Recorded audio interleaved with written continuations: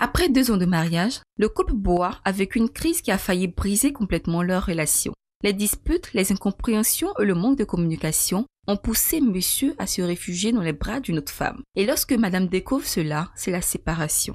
Il y a eu quelques petits problèmes. Au début, il y avait le problème de compréhension. On ne communiquait pas aussi beaucoup. Et puis bon, à chaque fois, c'était les disputes. Mais moi, quand ça commençait, je sortais. Je sortais pour ne pas envenimer la situation. Alors je sortais, c'est dans ça que bon, j'ai rencontré quelqu'un qui me comprenait, qui m'écoutait, qui me donnait des conseils, ce que je n'avais pas à la maison. Et puis comme ça, une amitié, et puis en plus l'amitié est allée un peu plus loin. Et puis bon, ce qui ne devrait pas arriver est arrivé.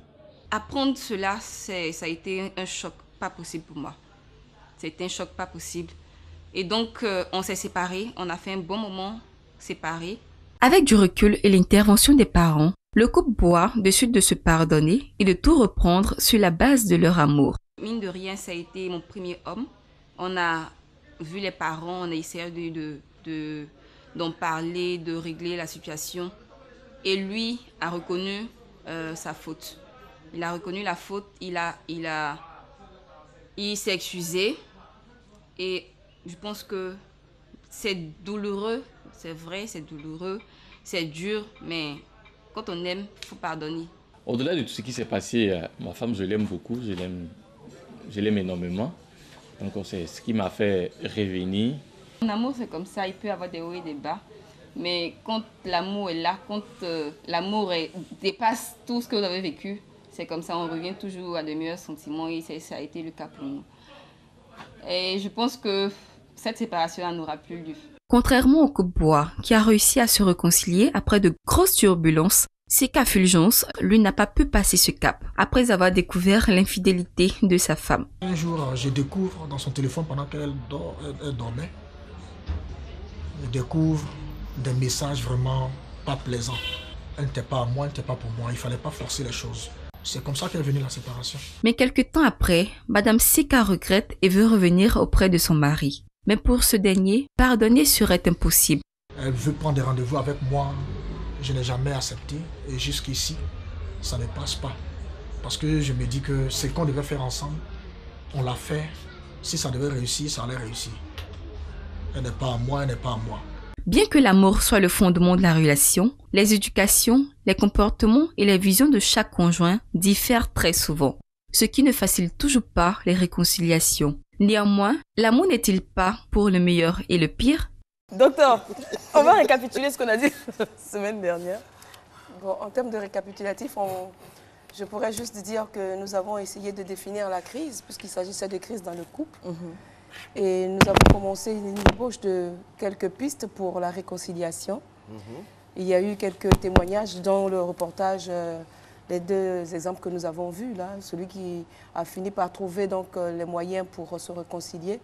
Et puis, c'est qui a provoqué le fou rire ici, de celui qui ne peut pas accepter encore que sa femme lui a été infidèle. Mais toujours est-il que, comme nous l'avons dit tantôt, c'est que le couple, c'est une entité. Et donc, en tant qu'entité, il y a un stade de développement de cette entité-là, comme l'être humain qui part de l'enfance jusqu'à l'adolescence et qui va jusqu'à l'âge adulte, avec à chacune des étapes des moments de crise. Il y a les crises de croissance, il y a les crises psychologiques, il y a un certain nombre d'éléments qui jalonnent donc le développement. Et aucun développement ne peut se faire véritablement sans une crise, sans une remise en question. La crise survient pour permettre aux uns et aux autres de remettre les choses en question et de fixer de nouvelles bases pour continuer. Voilà ce que je pourrais dire. Ça, c'était le volet crise que nous avons longuement abordé la semaine passée. Aujourd'hui, c'est plus positif, entre guillemets, on va parler réconciliation. Comment se réconcilier? Parce que c'est tout un art aussi, se réconcilier dans un couple. C'est tout un processus, c'est un cheminement. Et la réconciliation pose les bases de la prévention d'une crise future, n'est-ce pas? Tout à fait, cela peut se dire ainsi, mais disons que s'il n'y a pas de réconciliation, il n'y a pas de vie. Parce que si on s'arrête juste à la crise, c'est fini, il n'y a plus rien après. Donc il est important de conjuguer la vie avec la réconciliation. Il s'agit d'une conjugaison de la vie avec la conciliation, avec la réconciliation. Nous disons qu'il faut avoir des amis. Et les amis dont nous parlons, il ne s'agit pas de personnes physiques nécessairement, mais des amis en termes de valeurs, de conduite et de valeurs de vie, des amis qui vous accompagnent dans ce processus-là, des amis sur lesquels vous pouvez compter quand la crise survient. Nous avons parlé de la franchise, par exemple, de l'amour, nous avons parlé du pardon, nous avons parlé de la patience. Un certain nombre d'amis dont il faut pouvoir s'entourer et partager, parce que si cela est juste mes amis à moi et cela ne sont pas les amis de mon conjoint, cela peut poser un problème. Absolument. Et c'est ce qui est le cas du deuxième couple. Certainement que l'épouse ou lui-même à son propre niveau a des amis comme la patience, comme la tolérance, comme le pardon et tout cela. Mais si les valeurs ne sont pas partagées, quand survient la crise, chacun va de son côté. Celle qui a les amis comme la patience va user de patience, dira les choses vont aller mieux, mais l'autre partie, n'ayant pas les mêmes amis, ne pourront pas suivre les mêmes conseils. Donc, le processus de réconciliation, c'est un processus de vie et il ne faut pas se précipiter dans la réconciliation. Quand la crise survient, il faut laisser le temps à la crise de faire son temps. D'accord. Il faut laisser le temps à la crise de faire son temps. Pourquoi? Parce que si vous intervenez trop tôt, des stigmates peuvent rester en nous. On les a cachés, mais elles nous attendent au tournant, au détour d'une autre difficulté. Et la crise peut ressurgir beaucoup plus grave. Donc, déjà, laisser la crise prendre son temps de courir. Elle va finir par s'arrêter. Elle va finir par s'arrêter. À quel moment on sait que la crise est terminée? Quand l'un ou l'autre des partenaires est plus disposé à écouter ou comment on le sait? Oui, alors comme il s'agit de couple, les deux partenaires se connaissent bien, connaissent les habitudes des uns et des autres. Quand on est fâché, il y a une façon de manifester sa colère quand on n'est pas content. Quand on parle de crise, cela veut dire que ce n'est pas juste passagèrement juste une crise de colère, ce n'est pas juste ça. Une crise est beaucoup plus profonde, elle est beaucoup plus grave. C'est quelque chose qui amène... La crise est une dislocation, c'est une rupture. Et donc, quand on est dans cette rupture-là, on adopte d'abord une position. Par exemple, quand je reviens sur le premier élément, la dame qui a trouvé son mari dans une situation pas très confortable, d'abord, on n'est pas content. Et puis, le mari aussi a le temps de prendre conscience qu'effectivement, ce que j'ai fait pose problème à mon partenaire de vie. Et donc, laissez le temps. On se rend bien compte quand les choses vont bien, quand les choses commencent à revenir. La réconciliation, elle est d'abord intérieure. Elle est d'abord intérieure. Donc, on sent intérieurement qu'on est prêt à se réconcilier, à aller vers l'autre. La réconciliation, c'est aller vers l'autre pour refaire les choses. Donc, intérieurement, on se réconcilie avec soi-même. Qu'est-ce qui a provoqué la crise? Qu'est-ce qui a été la crise? Quelle a été ma part dans la crise que nous avons reçue? Parce que comme nous disions la dernière fois, quand on parle d'infidélité, l'infidélité n'est pas forcément la faute. C'est peut-être une conséquence de quelque chose qui se trame dans le couple. Voilà, et de l'attente qui se vit dans le couple. Donc, il y a toujours une part de responsabilité de chacun des partenaires quand la crise survient. Donc, intérieurement, je me réconcilie avec moi-même. J'ai fait le point et j'ai vu ma part de responsabilité, quoique extérieurement, je suis la personne outragée, je suis la personne blessée, mais quelle a été ma part de responsabilité dans ce qui est arrivé? Quand j'ai fini de me réconcilier avec moi-même, alors la réconciliation est possible avec l'autre.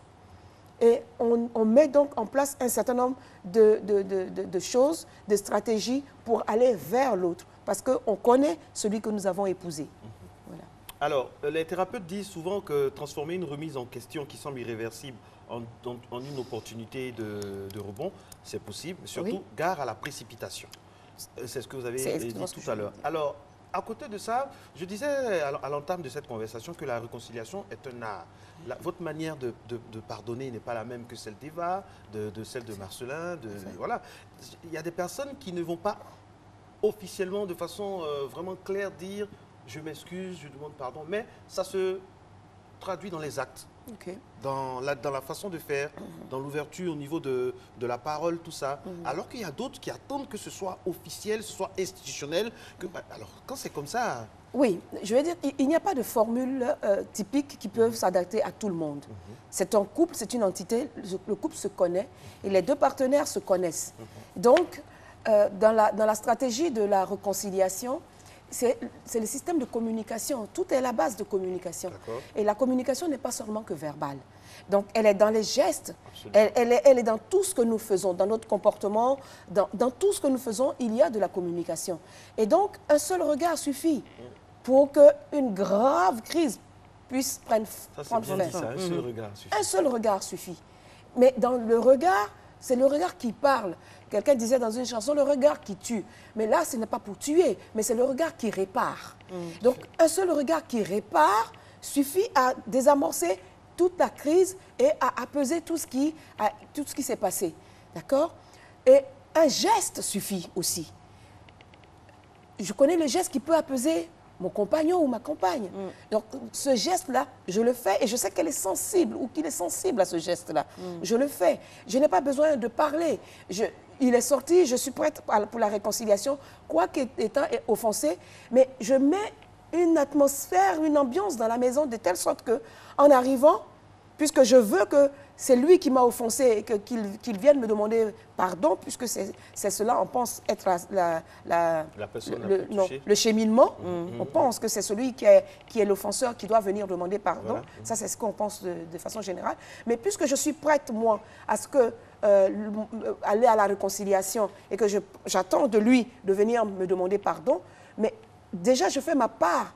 Quand il est sorti, le temps qu'il revienne du travail, j'ai déjà mis un certain nombre de choses disponibles à la maison, ne serait-ce que par peut-être la façon dont je vais ranger la chambre, la façon dont je vais ranger la maison, le repas que je vais servir, la façon dont je serai vêtue, qui va l'accueillir à la porte, qu'est-ce que je fais. Je mets tout ce que je peux mettre comme complice de cette affaire-là, je les utilise. Les enfants, s'il y a des enfants, peuvent être complices de la chose. Le repas, c'est la complicité. Toute la douceur qui est mon ami. J'utilise tous les amis que j'ai à ma disposition pour préparer le terrain à la réconciliation. Donc, quand le mari entre, il y a moins de chances qu'il demeure encore dans la culpabilité. Parce que dans la mesure où il est celui-là qui est en faute, qui a peut-être dit le mot le plus élevé et qui a fâché, qui a provoqué la crise, mais il y a peu de chances, après avoir mis tout cela en place, qu'il puisse encore résister à dire non, je reste dans ma position de je ne vais pas demander pardon, je ne vais pas vers elle. Ça brisera donc la résistance et cette résistance brisée, la communication peut se rétablir et si la communication est rétablie, les choses vont se reconstituer. Alors, quand on parle de réconciliation, parce qu'il y a eu crise, bien évidemment, il y a des problèmes qui ont fait que le couple ne s'entendait plus. Et il faut en tirer des leçons et éviter de reproduire les mêmes erreurs dans le futur. Oui, sinon on n'apprend pas. Et on apprend de nos erreurs et c'est l'expérience de la vie qui nous enseigne comment est-ce qu'il faut se conduire en couple. Il peut avoir un couple très homogène, très fusionnel au départ, mais s'ils n'apprennent pas véritablement les choses et si les crises ne surviennent pas comme au moment où il faut et autres et tout ça, et que les choses, on se dit non, on vient de se marier, donc on ne va pas faire non, et qu'on ne laisse pas le temps aux choses cachées d'exploser pour qu'on prenne de bons départs et de bonnes résolutions, mais cela peut compliquer la relation. Donc, ce qu'il y a lieu de faire dans un processus de réconciliation, comme nous disions tantôt, on pense que c'est celui qui est l'offenseur qui doit venir. Mais si vous voulez que la crise se règle, l'offensé doit prendre la décision. C'est plus facile à dire qu'à faire. C'est aussi facile à faire qu'à dire parce que c'est une question de réconciliation avec soi-même, comme nous disions. Si dans une crise, vous ne vous réconciliez pas avec vous-même, que vous ayez tort ou que vous ayez raison, la réconciliation avec l'autre ne se fera pas. On se pardonne plus difficilement qu'on ne pardonne à l'autre. Oui, mais c'est vrai qu'on n'est jamais tout blanc dans une affaire. Hein. On a des torts d'un côté de l'autre. Mais quand le tort, on va dire dans le couple Maëva, Marco a un tort avéré, il le sait, il sait qu'il a tort, qu'il allait trop loin. Oui. Je sais que je n'ai rien fait en l'occurrence. Oui. C'est beaucoup plus compliqué d'aller vers lui demander pardon ou d'engager la discussion. Parce qu'à ce moment-là, il y a notre orgueil aussi qui parle, dans le sens, il m'a fait du mal, il ne vient même pas vers moi pour s'excuser. Oui. Je suis encore obligée de repartir vers lui. À ce moment-là, est-ce qu'il tient vraiment à moi? Ce n'est pas une obligation. D'ailleurs, la question est posée. Ce n'est pas une obligation et ce n'est pas une question de tenir ou ne pas tenir. Dans la situation de crise qui s'est passée, est-ce que je suis réconciliée avec moi-même de ce que j'ai entendu qui m'a frustrée, qui m'a blessée, qui a fait que je me suis révoltée et j'ai dit, bon, ça n'est assez, donc la crise est ouverte. Est-ce que moi-même, je suis remise de la chose? Parce que quand vous dites, il m'a insulté, je n'ai rien fait et tout cela, il a tort et tout, ok.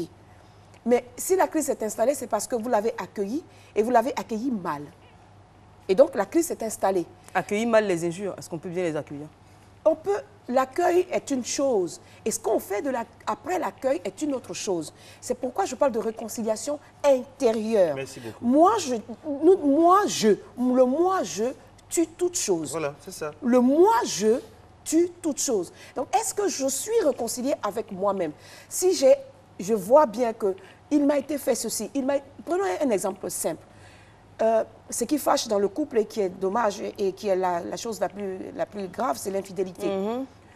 Voici, Eva, si les têtes me le permettent ainsi, vous découvrez que votre compagnon vous a trompé. Marco vous a fait une grosse infidélité. Voilà. Je suis à sa disposition, à son service, je fais tout pour lui. Voilà. Et puis, il me fait une infidélité avec une grosse infidélité.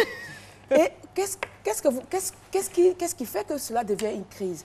C'est que vous vous dites, mais ce n'est pas possible. Avec tout ce que je mets à disposition de Marcelin, je ne comprends pas pourquoi il a pu aller faire ceci, il a pu faire cela. Et il a pu me dire, enfin, il m'a regardé, et puis il a dit, non, je préfère l'autre ou je préfère faire ça avec l'autre. Ou alors il a menti carrément, il a dit, non, je ne te trompe pas, je te trompe pas, ou je ne fais rien. Et vous me regardez droit dans les yeux. Oui. Et donc, vous, à votre intérieur, qu'est-ce qui se passe? C'est un bouleversement intérieur de ce que vous avez mis votre confiance en quelqu'un. Et voilà comment les choses se passent. Vous vous remettez en cause. Est-ce que ce que j'ai donné était suffisant? Est-ce que la façon dont j'ai donné était suffisante? Est-ce que c'était de cette façon? Est-ce qu'à la vérité, c'est ce que je devrais faire? Est-ce qu'à la vérité, c'est ce que je suis? Ce qu'il a dit de moi, est-ce que c'est ce que je suis? C'est de là que vient la première réparation et la première réconciliation. Il y a des couples, au-delà de 3 jours, ne peuvent pas rester 3 jours sans se parler ou même 3 jours en crise. Vous qui êtes la spécialiste, si on devait quantifier combien de jours, à partir de combien de jours, combien de mois, combien d'années, ça devient critique? Alors, pardon, mais pour ajouter à ce que Marco dit, il y a des couples même qui ne supportent pas de se coucher fâchés. Donc quand il y a la crise, avant de dormir, ils sont obligés de la désamorcer avant. Il y en a aussi qui supportent très bien et qui ne se parlent pas pendant une semaine dans la maison. Ou peut-être pendant même un an.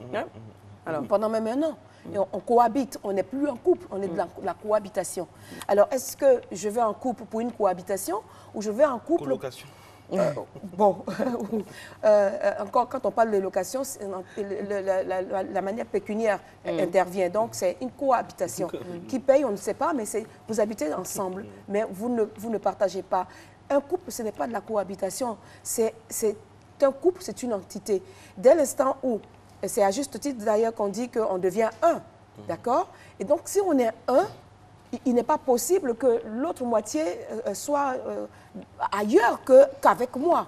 Et donc, quand vous me demandez de dire à partir de quel moment c'est critique, le tout dépend de l'identité de ce couple. Chaque couple est une entité, nous le disons et nous le répétons, que c'est une entité. Donc, chaque couple connaît.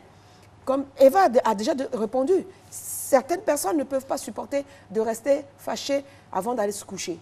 Donc, on en parle et puis on trouve les voies et moyens, même si on n'a pas encore tout réglé, au moins, on sait qu'on a déjà entamé les choses et on a déjà baissé la température. D'autres peuvent tout à fait supporter cette situation de crise. D'ailleurs, ça peut arranger les intérêts des uns et des autres. Pendant que nous sommes en crise, ça me donne toute la latitude d'aller voir ailleurs. Ça me donne toute la latitude de ne pas honorer un engagement. C'est des faux fuyants, en fait. Donc, rester dans la crise, ça veut dire qu'à la base de ce couple qui s'est formé, il y avait un intérêt. Ce n'était pas quelque chose de fondamental, mais c'était peut-être à cause du physique, à cause des choses éphémères. Et comme ces choses éphémères ont pris le temps de ne plus avoir la valeur qu'elles ont, eh bien, la crise survient, à la limite, c'est je suis sauvée. Je suis sauvée par cette crise, ça me permet de souffler, de ne plus lui parler, de ne plus avoir à honorer ceci, de ne plus avoir un certain nombre de choses. Ce que vous dites là me fait rebondir sur une chose. C'est vrai que dans certains couples, la crise survient parce qu'il y en a un des partenaires qui ne veut plus de la relation, qui ne le dit pas ouvertement, qui laisse pourrir les choses pendant qu'il y en a un qui essaie de réparer, l'autre ne fait qu'empirer ou voire est carrément passif. Là, on est dans un... Oui. Une impasse. C'est un couple de malades. Nous disons malades entre guillemets parce qu'il y en a un qui accepte la souffrance, donc lui il est complètement sadique, et l'autre qui... Mais il ne sait pas que l'autre ne veut pas de la relation, il ne le dit pas. Il ne le dit pas, mais comme je le dis, la communication dans le couple n'est pas que verbale. Elle est dans les gestes, elle est dans le regard, elle est dans l'attention, elle est dans tout un ensemble de choses. Et donc, si on ne communique pas et qu'on reste à souffrir, on est un bon maso. Et celui qui est là, qui profite de la situation pour continuer de taper, est un bon sadique. Et c'est pas un couple. C'est pas un couple. Ce n'est pas un couple. Une question qui va vous faire sourire. Bonjour Eva et Marco, bonjour à la dame que j'aime bien. J'ai une question pour le thème du jour. Est-ce vrai que pendant une dispute ou une crise, il ne faut pas se refuser du point de vue sexuel à son partenaire? Madame Pierre Victorine. Bon. Ça, c'est un conseil que les mamans donnent. Ça, c'est le conseil qu'on dit. Qu'est-ce qui était à l'origine de cette crise? Si, justement, ce qui fait la crise se trouve là-bas, il faut régler avant d'y aller. Il n'y a pas de... Ce n'est pas une recette à utiliser pour tout, comme... Quand je fais un repas, à la fin du repas, je mets le sel. Et ceux qui ne mangent pas le sel, qu'est-ce que vous pouvez leur conseiller? Est-ce que vous rebondissez ce qu'elle a dit? Comme je disais, on dit qu'il y a deux choses qu'on ne refuse, en tout cas pour les femmes, deux choses qu'on ne refuse jamais à son mari, la nourriture et le sexe. Voilà, parce que forcément, c'est un homme, il doit manger, il doit machin. Et si vous refusez, il ira chercher ça dehors. Quoique, on n'a pas besoin de refuser pour qu'il aille chercher dehors, mais c'est des conseils qu'on nous donne. Oui, mais... Ça, c'est un cas pratique. C'est un cas pratique. Ce pourquoi la crise a eu lieu, si c'est un problème sexuel, je ne pense pas que refuser ou ne pas refuser, ça n'intéresse même pas. Ça n'intéresse ni l'un ni l'autre. Mais si ça n'a rien de... Ça peut, par exemple, ça n'a rien de sexuel, parce que là, je vois un peu la préoccupation. Ça n'a rien de sexuel. C'est une dispute qui n'a rien à voir. Pour punir son partenaire, par exemple. En représailles. Il ne s'agit pas... Quand on est dans un... Ne confondons pas le couple et la vie en couple à une cour de justice. C'est malheureusement un certain nombre de choses que nous faisons et qui compliquent la vie en couple. Il y a trop de vengeance aussi dans les couples. Quand on dit que c'est son partenaire, j'utilise bien le mot partenaire de vie. Quand on est partenaire, on partage tout. Et donc, on fait tout pour que l'autre ait du plaisir, se sente bien et un bien-être, et c'est le bien-être de l'autre qui fait mon bien-être à moi. Une question, madame. C'est bien beau ce que la dame dit, ça c'est un téléspectateur anonyme, c'est bien beau ce que vous dites, madame Assou Nguessan, mais le problème c'est que le couple peut être solide, ils peuvent s'aimer, l'amour peut être réel, mais parfois on peut se confier aux personnes vraiment qu'il ne faut pas, enfin comme c'est écrit, et c'est cela aussi, la bonne foi du couple est parfois mise soumise à rude preuve par rapport à l'entourage, c'est la collègue du bureau qui va vous décourager, c'est le pote avec qui on prend une bière qui va vous éloigner de la réconciliation. Bref, parfois l'environnement y joue pour 70 à 80%. Parce que vous êtes immature, ça c'est ma réponse. Parce que vous êtes immature de confier votre vie de couple à un tierce. Ça ne vous concerne que vous deux d'abord. C'est quand vous n'avez pas pu régler et que, en ce moment-là, vous allez chercher de l'aide. Dans le couple, il faut que vous vous entouriez d'amis. Et les amis dont nous parlons, il ne s'agit pas de celui avec qui je vais prendre la bière. Il s'agit de la tempérance, il s'agit de l'amour, il s'agit de la patience, il s'agit de la bonne communication, de la tolérance. Ce sont ces amis-là dont nous parlons. Et la spiritualité. Ce sont ces amis-là dont nous parlons. Il ne s'agit pas de laisser son couple être influencé par l'extérieur.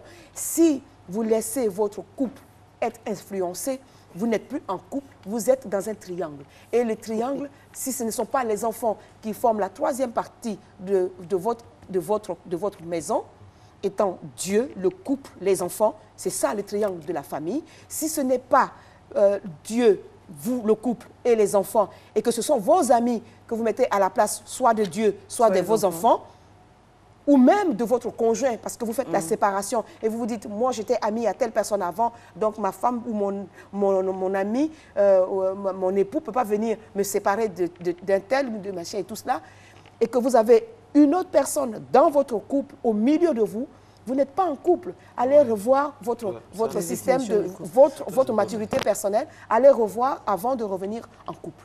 Il y a M. Ouattara qui pose la question suivante. Bonjour à toute l'équipe de Matin Bonheur. Comment gérer un conflit en couple lorsque la femme se comporte comme la chef de famille? C'est très compliqué. Vraiment, aidez-moi. Alors, d'abord, il faut redéfinir les rôles dans la famille. Dans le couple, il est dit qu'il y a l'homme et la femme qui forment le couple. En Côte d'Ivoire, et je pense que c'est partout et c'est universel, l'homme est le chef de la famille. Quelle que soit la hauteur de ton porte-monnaie, quelle que soit la hauteur de ton rang social et tout cela, il faut que nous comprenions bien que l'homme est le chef de la famille, mais la femme est la maîtresse de la maison. Ce sont deux rôles sociaux bien définis. Si on n'a pas compris cela, le couple ne peut pas marcher et la famille va à sa perte. Là, dans le cas d'espèce, dans le cas d'espèce, je pense que quand madame joue le rôle de chef, elle veut tout gérer, elle veut tout diriger. Enfin, tout gérer, tout diriger, c'est son rôle parce qu'en tant que maîtresse de maison, elle doit tout coordonner, elle doit avoir l'œil sur tout. Mais il ne s'agit pas en termes de dictature pour imposer ce qu'on veut. On ne prend pas de décision pour la famille sans concertation. On est deux. Je ne sais pas comment je devrais expliquer cela. S'il y a un problème, alors s'il a accepté que sa femme, parce que si cela, c'est au départ, avant d'aller au couple, on a déjà aperçu de loin venir le caractère dominateur, le caractère égoïste de la personne qui est en face. Est-ce que cela me convient pour partenaire de vie?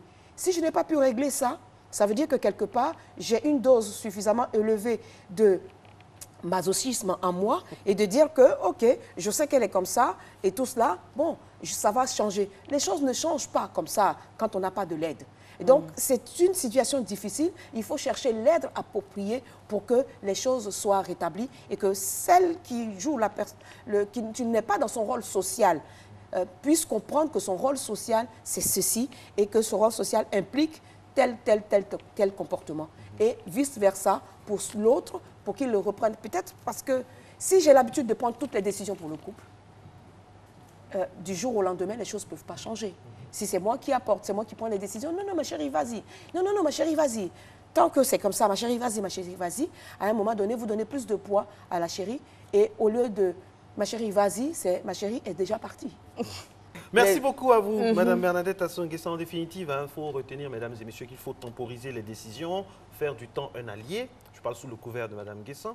Clarifier son intention, choisir ses confidents et comment se confier et se méfier du tout dit, sans oublier ce qui est le plus important, se soutenir mutuellement. On a été très heureux d'être en votre compagnie et d'être s'abreuver à la source du savoir de notre consultante du mercredi.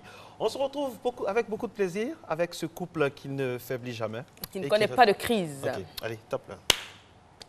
Affaire à suivre. À demain. Il faut qu'on ait un check d'ailleurs. Hein.